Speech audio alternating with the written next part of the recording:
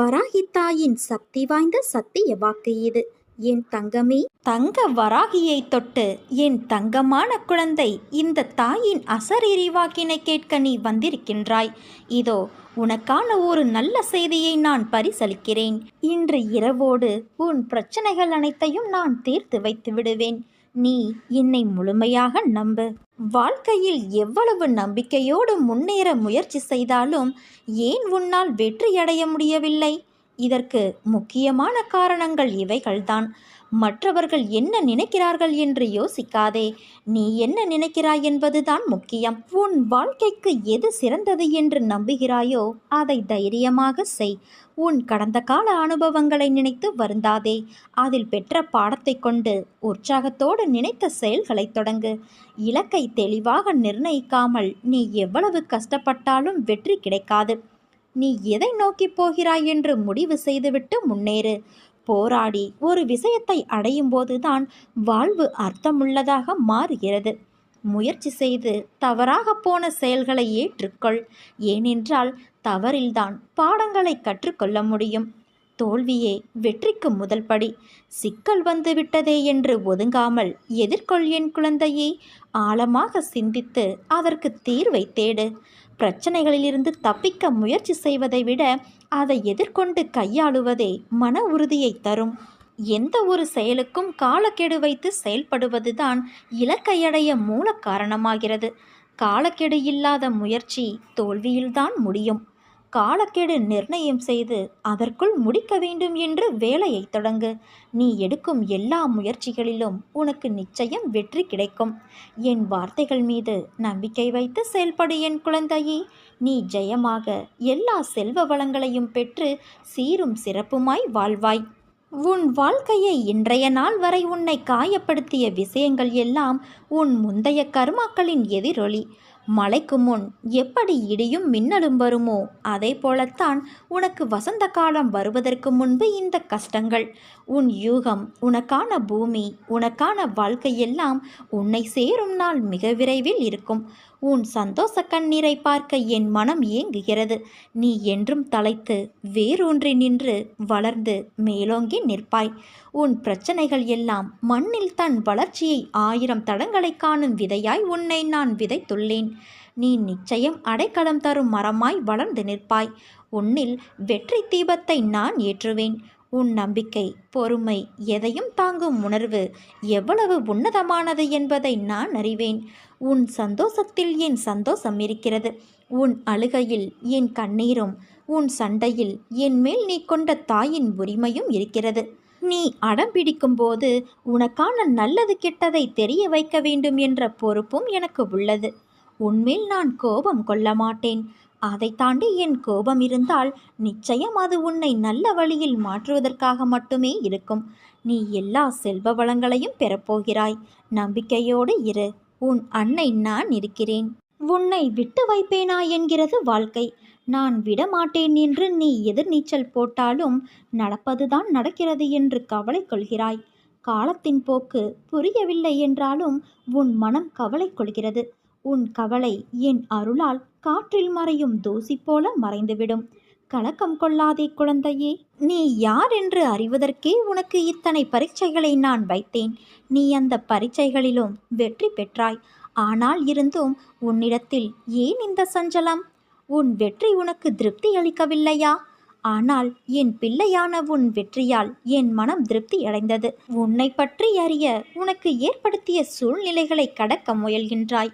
ஆனால் சிலவற்றை மாற்ற வேண்டும் என்று கூறி இடத்தில் நகராமல் அப்படியே நிற்கின்றாய். உன்னில் எழும் தேவையில்லாத மனம் வருந்தும் சிந்தனை எழும் காரணம் ஒன்றை நீ 10ஆக பார்க்கின்ற உன் கண்கள் அல்ல, உன் மனம்தான். உன்னை அறிய நீ யாரிடம் எதையும் கேட்க வேண்டாம். உன் முன் உன்னையே யார் என்று காட்டுகிற கண்ணாடி முன் நில். உன் உருவம் நேர்மறை என்று நினைத்து உன் கண்களால் உன்னை கண்ணாடியில் காணும்போது எதிர்மறை, அதாவது உன் வலது கைகள் இடது கையாய் உனக்கு தோன்றும். நீ அதில் உன்னை மாறி காண்பிக்கிறது என்று கூறுகின்றாய். ஆனால் அதுதான் உன்னை உண்மையாக வெளிக்காட்டுகிறது. உன் கைகள் திசை மாறி காண்பிக்கலாம். ஆனால் உன் ஆன்மாவை காட்டும் உண்மையான ஒரு பொருள் கண்ணாடிதான். அதில் நீ உன்னை நினைக்கின்ற எண்ணம் உயர்த்தி பேசி அந்த கண்ணாடி முன் நின்று பார்.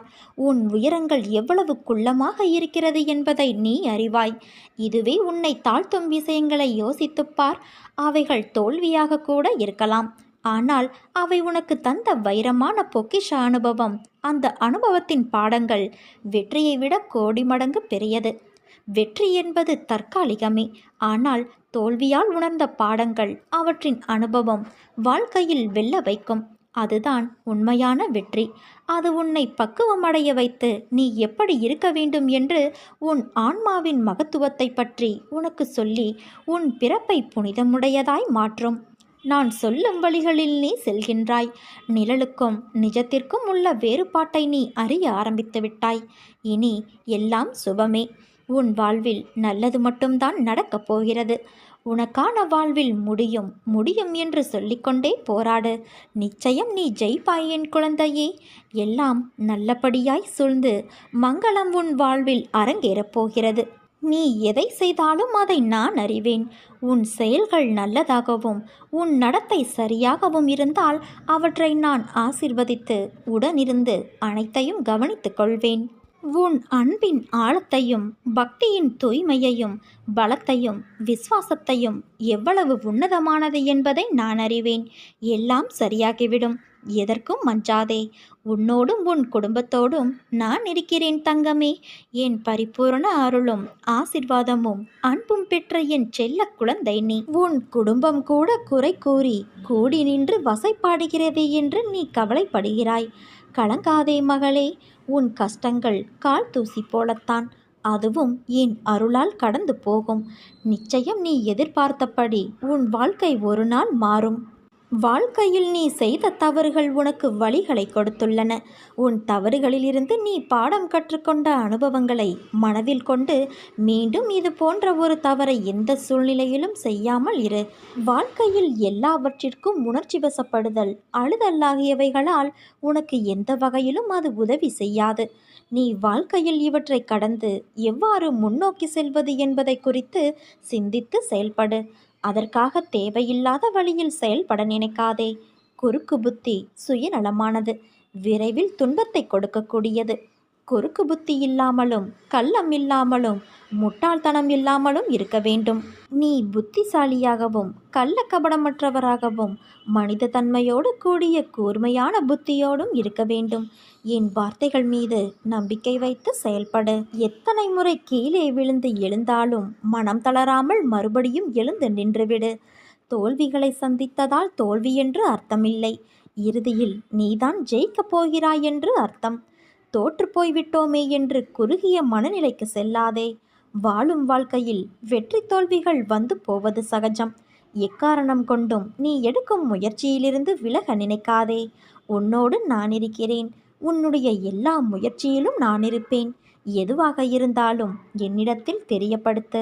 இன்று நீ அனுபவித்து கொண்டு இருக்கும் வாழ்க்கை நான் உனக்கு ஆசிர்வதித்து கொடுத்தது. உனக்கு தகுதியான வாழ்க்கையை வழங்கி வழிநடத்தி அழைத்து வந்திருக்கின்றேன்.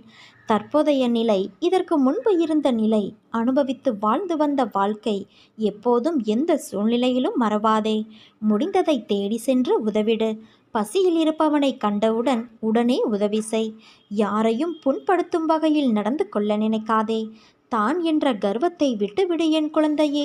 எந்த சூழ்நிலையிலும் உன்னை மறவாமல் உன்னை பாதுகாத்து உன்னை நிச்சயம் அனைத்திலும் இருந்து விடுவித்து உயர்த்தி நான் அழகு பார்ப்பேன். அனைத்திலும் நீ வெற்றி பெறப்போகிறாய். காத்திரு, பொறுமையாக இரு. நீ செல்லும் இடமெல்லாம் உனக்கு நிழலாக உன் அன்னையான நான் இருப்பேன். தர்மம் என்பது எண்ணம், சொல், செயல் ஒவ்வொன்றும் அறத்தின் வழி இருத்தல். சரியான செயல்களை செய்வது சரியான பாதையில் நடப்பது ஆகும். அவ்வாறு விதித்தன செய்தலும் விலக்கியன தவிர்த்தலுமே தர்மமாகும். தர்மத்தின்படி வாழ்க்கையை நடத்துபவன் ஒருபோதும் தோல்வியை தழுவமாட்டான். அவனுக்கு கடவுளின் அனுக்கிரகம் எப்போதும் இருக்கும். உன் வாழ்க்கையில் ஏற்பட்ட அனைத்திற்கும் பதில் கூற நான் உன் அன்னை தயாராக இருக்கிறேன். நீ உனக்கு யாரும் இல்லை என்று நினைத்து அழுத போதெல்லாம் என் வருகையை நீ உணர்ந்திருப்பாய். அதே போலத்தான் நீ சற்றும் எதிர்பார்க்காதவாறு இன்று உன் மனதை மாற்றினேன். நீ சந்தோஷத்தில் திக்குமுக்காடியிருந்ததை பார்த்து பூரித்து போய் பார்த்து கொண்டு இருந்தேன். உன்னை சுற்றி உன்னை உண்மையாக நேசிப்பவர்களை இன்று நீ உணர்ந்தாயல்லவா?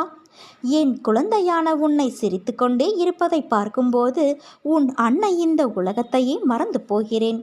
உன் மனதில் இருந்த அனைத்து எதிர்மறையான எண்ணங்களும் மறைந்து போகும் நேரம் வந்து விட்டது. நீ எதற்காகவும் பயப்படாதே. யாருடைய பாவங்கள் விளக்கப்பட்டு விட்டனவோ அந்த புண்ணியசாலிகளே என்னை அறிந்து கொள்வார்கள், என்னை வழிபடுவார்கள். நான் என்னுடைய அருளால் உனக்கு 7 கடல்களையும் அளிப்பேன். 7 கடல்களுக்கு அப்பாலும் வந்து உன்னை காப்பாற்றுவேன். எவர்கள் என்னுடைய இந்த வார்த்தைகளில் நம்பிக்கை வைக்கிறார்களோ அவர்கள் நிச்சயமாக நல்வாழ்வு பெறுவார்கள். என் கையை பிடித்து கொண்டு நீ முன்னேறி செல். அதனால் அளவற்ற நன்மை உன்னை விரைவில் வந்தடையும். நான் இன்றும் உனக்காகத்தான் இருக்கிறேன். நீ என்ன வேண்டுகிறாயோ அதையெல்லாம் நிறைவேற்றி உன் கண்கண்ட தெய்வமாக திகழ்ந்து கொண்டு இருக்கிறேன்.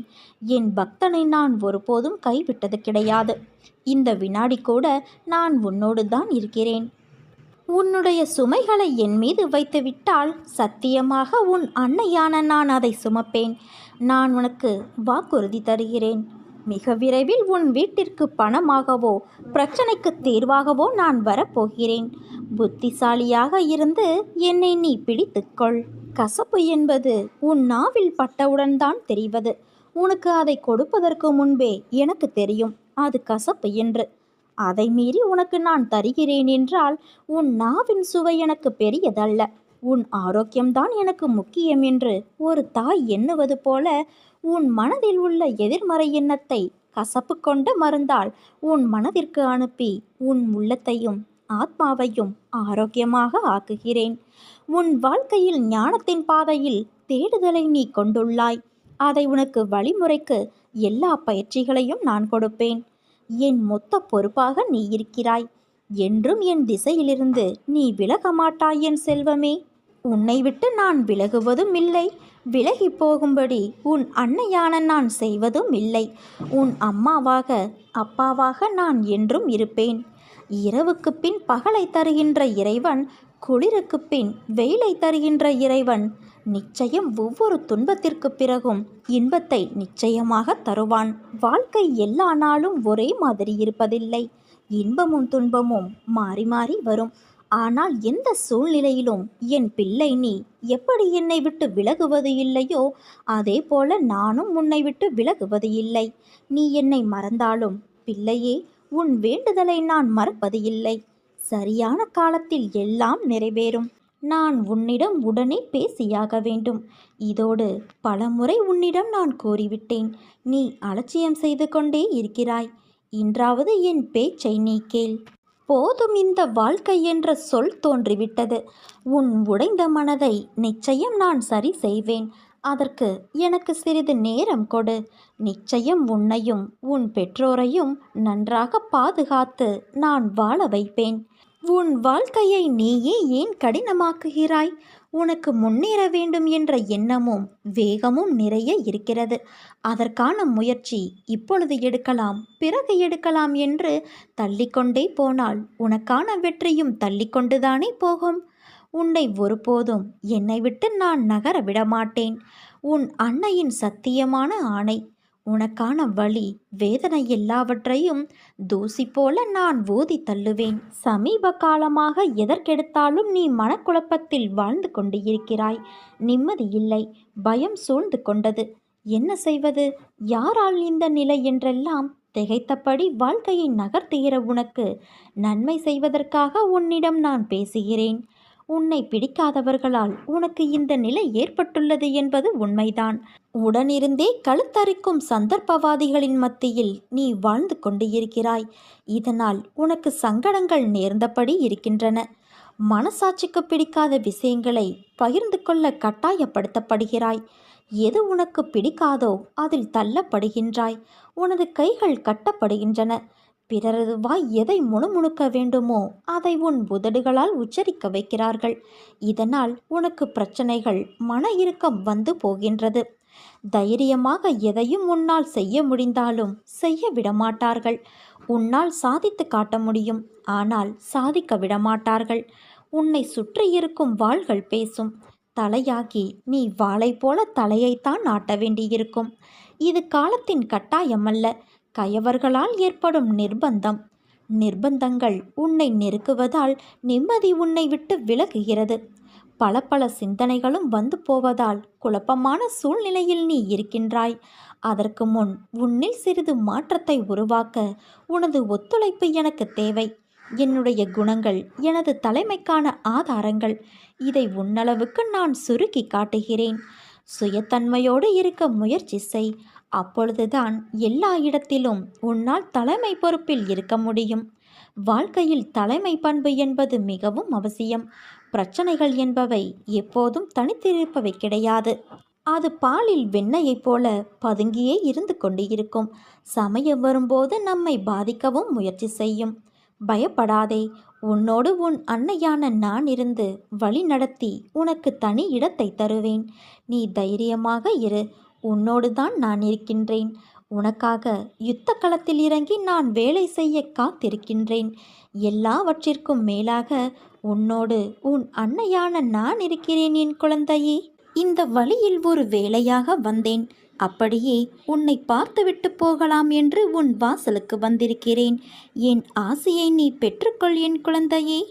வாழ்க்கையில் ஒவ்வொரு தருணங்களும் உனக்கான என்ன என்பதை ஏற்கனவே நிர்ணயிக்கப்பட்டது. அதில் இன்பமும் துன்பமும் என இரு சாயல்கள் உள்ளது. இரண்டுக்கும் ஒரே முகம்தான். இன்பத்தில் சிரிப்பும் துன்பத்தில் கஷ்டமும் தெரிகிறது. இரண்டையும் சமமாய் எடுத்துக்கொள்ளும் பக்குவம் உன்னிடத்தில் வந்தால்தான் உன் வாழ்க்கையின் நீண்ட பயணத்தில் மனம் தளராது உன்னால் பயணிக்க முடியும். ஒரு மரத்தில் பழம் என்பது நேரடியாக வருவது இல்லை. முதலில் மொட்டு, பிறகு பூத்து, காயாய் காய்த்து பழமாக பழுக்குகின்றது. ஒரு பழம் என்ற முழு வடிவில் பெறவே அதற்கு இத்தனை பருவங்கள் தாண்டி பயணித்து வர வேண்டியதாய் உள்ளது. அப்படி இருக்கையில் மனிதனாய் பிறந்ததற்கு நீ எவ்வளவு புண்ணியம் செய்தாயோ. எதையும் சட்டென்று முடிவு செய்யாதே. நிதானமாக செயல்படு. பிறகு எந்த முடிவையும் எடு. உனக்கான நல்லதை மட்டுமே உன் அன்னையான நான் செய்வேன். உன் பக்கத்தில் எப்போதும் நான் இருப்பேன்.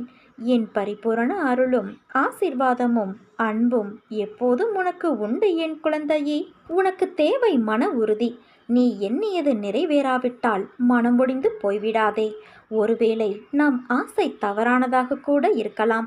அது கடவுளுக்கு விருப்பமானதாக இல்லாமல் போனாலும் அது நிறைவேறுவது இல்லை.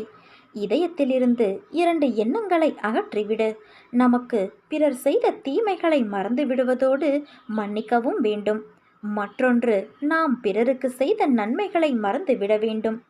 ஆசைகளை வளர்த்து கொண்டே போவதால் நிம்மதியை இழந்து போகின்றோம். வாழ்க்கை பயணத்தில் ரயில் பயணம் போல சுமைகளை குறைத்து கொண்டால் நிறைவான சுகத்தை பெற்று மகிழலாம். குற்றம் குறை இல்லாத பொருள் இல்லை.